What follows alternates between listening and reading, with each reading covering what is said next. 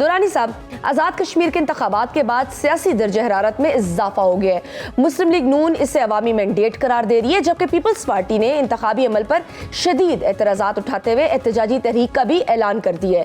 آپ ایک سینئر سیاستدان کی حیثیت سے حالات کو بخوبی جانچ سکتے ہیں. آپ بتائیں کہ کیا آزاد کشمیر کے نتائج صرف ایک علاقائی انتخاب کا معاملہ ہے، یا یہ پاکستان کی بڑی سیاسی جماعتوں کے درمیان بدلتے ہوئے سیاسی توازن کی بھی نشاندہی کر رہے ہیں؟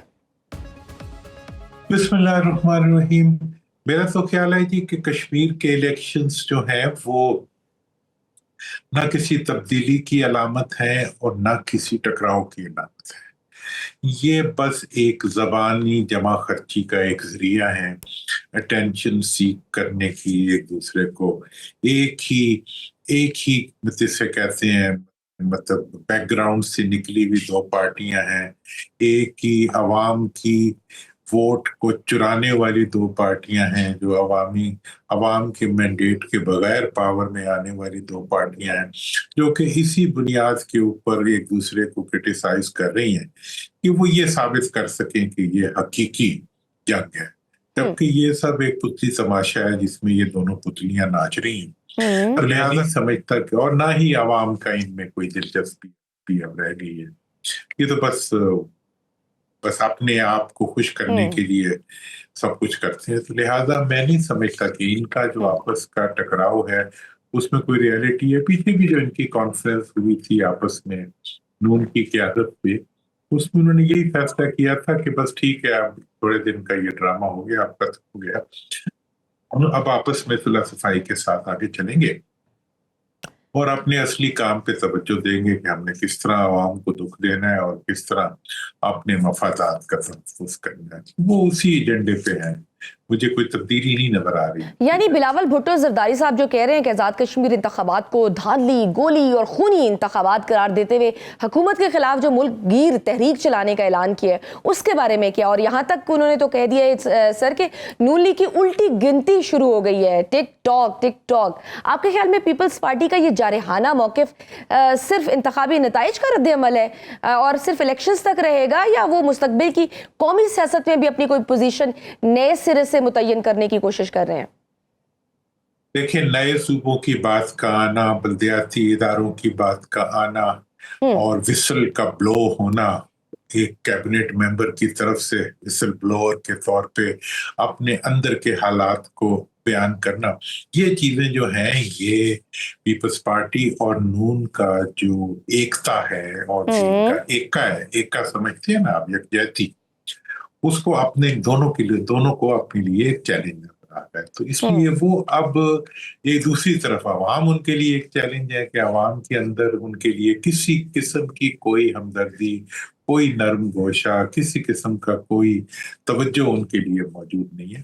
لہذا ان تمام چیزوں کو محسوس کرتے ہوئے اب وہ مزید اپنا جسے کہتے ہیں جو ایک ٹکراؤ اور ایک جھگڑے کی جو کیفیت ہے اس کو ریئل بنانے کی، مطلب وہ اپنے ڈرامے کو میں سسپنس اور تھرل کو ایڈ کر کے اس کو ایک حقیقی ڈرامہ ثابت کرنے کی کوشش کر رہے ہیں، جس میں کہ وہ کامیاب نہیں ہو رہے. آپ ابھی چلے جائیں سڑک پہ عوام سے پوچھ لیں کہ یہ جو آپس میں لڑے ہیں ان کی کیا کیفیت ہے. وہ کہیں گے یہ جناب یہ نورا کشتی بھی نہیں کہتے، اب تو پتلی تماشا کہتے ہیں کہ یہ تو ایسے ہی آپس میں اپنے انٹرسٹ کو پروٹیکٹ کرنے کے لیے ایک دوسرے کی مخالفت میں کھڑے ہیں. کون سا الیکشن اور کون سے ووٹ، ان میں سے کون سی پارٹی ہے جو عوام کے ووٹوں سے اقتدار میں آئی ہے اور کون سی پارٹی ہے جس کو عوام جو ہے دیکھنا پسند کرتے ہیں؟ انہوں نے تو عوام کی زندگی دوبر کر دی ہے، انہوں نے تو عوام کا جینا مشکل کر دیا ہے. انہوں نے تو عوام مطلب ہونڈا 70 اور سوزوکی ایف ایکس کے جو مالک ہیں ان کے اوپر پوری ملک کی معیشت کا بوجھ ڈال دیا کہ وہ ٹیکس دیں اور یہ اپنی عیاشیاں کریں. پورا NFC ایوارڈ کھا گئے ہیں عوام کی ترقی کے ہر عمل. سر یہ تو پھر عوام کے انٹیلیجنس کو کوسچن کرنے کے مترادف ہے نا کہ آپ وفاقی حکومت کا حصہ بھی ہیں، اتحادی بھی ہیں، اور پھر اسی حکومت کے خلاف آپ احتجاج کا اعلان بھی کر رہے ہیں. یہ کیا سمجھتے ہیں کہ کیا یہ سمجھتے ہیں کہ عوام سمجھتی نہیں ہے پوری سچویشن کو، بہت آسان ہے اس عوام کو بے وقوف بنانا؟ اصل میں جو بچے ہیں نا وہ بچے سمجھتے ہیں کہ ہر چیز بچوں کی دنیا. ہمارے چھوٹے زمانے میں ایک میگزین ہوتا تھا چھوٹا سا بچوں کی دنیا, تو انہوں نے سیاست کو بچوں کی دنیا سمجھ, اور یہ عوام کو سمجھتے ہیں کہ یہ کارٹون ہے, انہیں کچھ سمجھ نہیں آتی, جبکہ ان کی نظر میں یہ خود کارٹون ہے.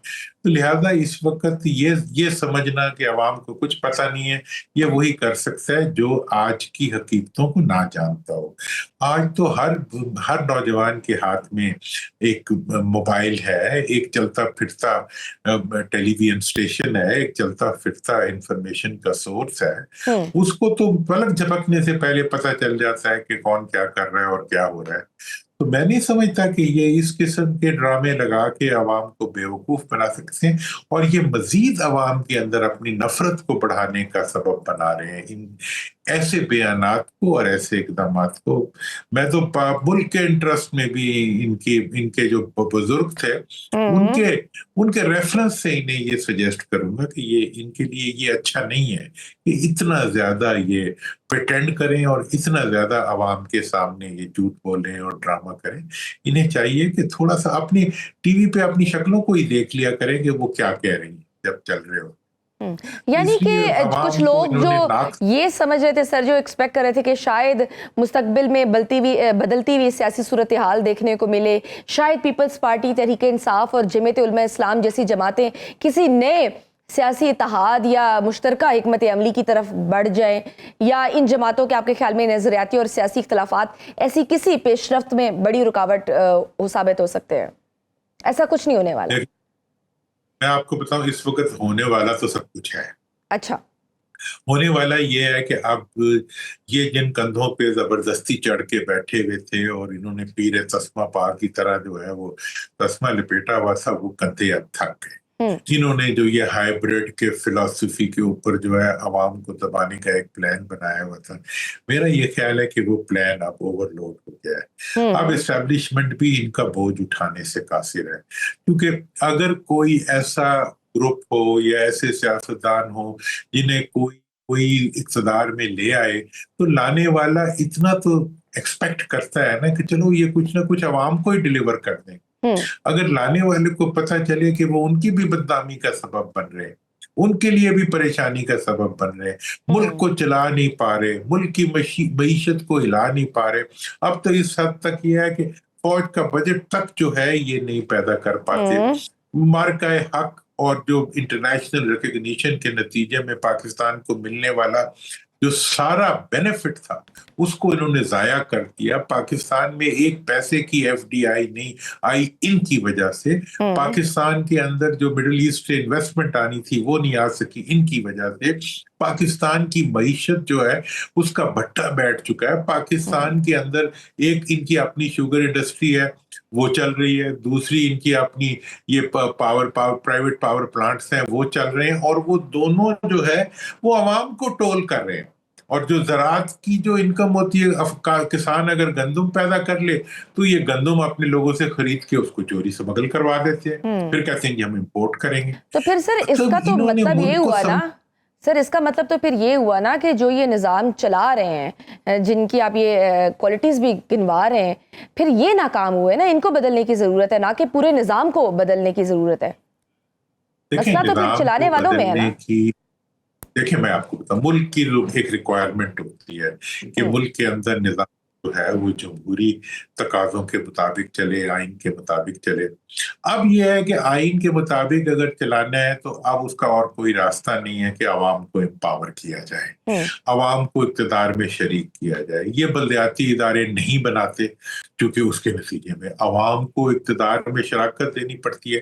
آپ یہ دیکھیں کہ 18ویں ترمیم کے بعد جو 57% NFC ایوارڈ کا شیئر صوبوں نے لیا, وہ صوبوں کے چیف منسٹرز کا تو نہیں تھا نا, وہ تو صوبوں کے بلدیاتی اداروں کا تھا. وہ سارے کا سارا یہ کھا گئے. مطلب بوریوں میں بھر کے وہ یہ لے گئے, اور بوریوں میں بھر کے انہوں نے لانچوں میں ڈال دیا اور اپنے مفادات کے اوپر لگا دیا, اپنی کھیل کود پہ, اپنی گاڑیوں پہ, اپنے جہازوں پہ, اپنے ہیلی کاپٹروں کے خریدنے پہ یہ لگا دیا. مطلب یہ ہے کہ انہوں نے, اور اس کا کچھ پیسہ بھی جو ہے وہ عوام پہ نہ لگنے کی وجہ سے عوام خط غربت کے نیچے چلے گئے. اب کیا کہہ رہا ہے اس وقت ورلڈ بینک, کیا کہہ رہا ہے اس وقت انٹرنیشنل ادارے, کیا کہہ رہے ہیں کہ پاکستان میں وہ मुसलसल गुर्बत बढ़ रही है, बेरोजगारी बढ़ रही है, अफलास बढ़ रही है, लिटरेसी कम हो रहा है, स्कूलों से बाहर बच्चों की तादाद बढ़ रही है। तो ये सब कुछ जो लोग कर रहे हैं, वो अगर इसी तरह उनको करने दिया जाए तो फिर तो काम नहीं चलेगा। लिहाजा अब जरूरत इस अमर की है कि मुल्क में चाइना है, वहां पे उस तरह की जमहूरियत नहीं है, लेकिन वहां भी 60-70% बजट जो है वो बल्दियाती इदारों के जरिए खर्च होते हैं। पूरी दुनिया के अंदर कोई जमहूरी मुल्क या गैर जमहूरी मुल्क भी ऐसा नहीं है जिसमें बल्दियाती इदारे ना हो। और इन्होंने जनाब 78 साल से मुल्क में बल्दियाती इदारे बनने नहीं दिए। पिछले 54 साल से ये दो खानदान जो है ये इक़्तिदार में चले आ रहे हैं, और इन्होंने पाकिस्तान की तारीख के सबसे ज्यादा कर्जे लिए हैं। पाकिस्तान में एक इंडस्ट्री ये चला रहे हैं इस वक्त, और वो कर्जों की इंडस्ट्री है। ये कर्जे लिए जाते हैं, अपने बैंकों से भी कर्जे ले लेते हैं, बाहर से भी ले लेते हैं, IMF से भी ले लेते हैं। और ये बड़ी इंटरेस्टिंग बात है कि उसके लिए गारंटी क्या रखवाते हैं, रहन क्या रखवाते हैं आम आदमी। मतलब अगली 3 जनरेशनें जो हमारी पैदा होंगी उन तक वो भी मकरूजी होंगी। बिल्कुल सही सर, नो डाउट कि नए सूबों की बहस पाकिस्तान में नई नहीं है, लेकिन आज ये मामला दोबारा सियासी गुफ्तगू का हिस्सा बना है। एक तरफ कहा जाता है कि बड़े सूबों को इंतजामी तौर पर तकसीम किए बगैर बेहतर हुक्मरानी मुमकिन नहीं, तो दूसरी तरफ सियासी जमातें अपने वोट बैंक और सूबाई शनाख्त के तहफ़्फ़ुज़ात भी रखती हैं। आपके नज़दीक पाकिस्तान में नए सूबों का असल मसला सियासी है, इंतजामी है, या वसाइल की तकसीम का है? और ये जो टाइमिंग्स हैं जिसमें ये दोबारा बहस छेड़ी गई है, ये कितनी एक्यूरेट है? अच्छा, इसमें जनाब बात यह है कि आप ये जो सूबों का इशू है, ये पाकिस्तान के अंदर सबसे पहले, इससे पहले तो सूबों की बात करना ही एक जुर्म था, तो 2008-9 में मैंने ही उठाई थी और 2 सूबों के कयाम की बात की थी। बहावलपुर सूबे की बहाली और जनूबी पंजाब सूबे के कयाम की मैंने बात की थी। और उसके बाद जो है फिर हजारा सूबे की बात हुई, उसको भी हमने सपोर्ट किया। ये सब के नतीजे में ये नतीजा निकला कि बहावलपुर और जनूबी पंजाब के अवाम नए सूबे के इस मुतालबे के पीछे सियासी तौर पे खड़े हो गए। मैंने वहां पे अवेयरनेस की और सियासी अवेयरनेस की एक तहरीक चलाई थी कि बहावलपुर पहले सूबा था, उसको बहाल किया जाए। याह्या खान ने उसकी सूबाई हैसियत खत्म की थी, जिसको अब रेस्टोर होना चाहिए। इसी तरह से जनूबी पंजाब का भी हो गया, हजारा के भी हो गया, और फिर आईनी तरीके के ऊपर इसको हम जब सूबाई असम्बली में लेके गए तो यूनानिमसली पंजाब की सूबाई असम्बली ने इन सूबों के कयाम को वैलिडेट कर दिया, जो कि एक बुनियादी तकाजा है नए सूबों के कयाम का, जिसके बाद मरकज को इसके रास्ते में रुकावट नहीं बन सकता था। यही कुछ हजारा में हुआ। लेकिन अब यह है कि इन लोगों ने यहाँ तो मान लिया, सारी पार्टियों ने सूबे में, चूंकि वहां आवाम का दबाव था। जब कुछ वक्त गुजरा और मरकज में गया तो वहां इन दोनों पार्टियों ने अपनी मुनाफिकत के जरिए अब तक इन तीनों सूबों के कयाम का रास्ता रोका हुआ है। ये तो है इसकी बैकग्राउंड। अब जो आगे की बात है नए सूबों की, तो मैं समझता हूं कि जिन सूबों के लिए आईनी प्रोसेस कंप्लीट हुआ है उनको बिल फॉर बनाना चाहिए, और जो ड्राइंग बोर्ड सोल्यूशन है कि जी 38 बना दिए जाए, 28 बना दिए जाए, मैं कि ये पाकिस्तान के मफाद में है। इसलिए ये जो सारे नए सूबों के बनने का अमल है, इसको पॉलिटिकल प्रोसेस के जरिए होना चाहिए, नंबर 1।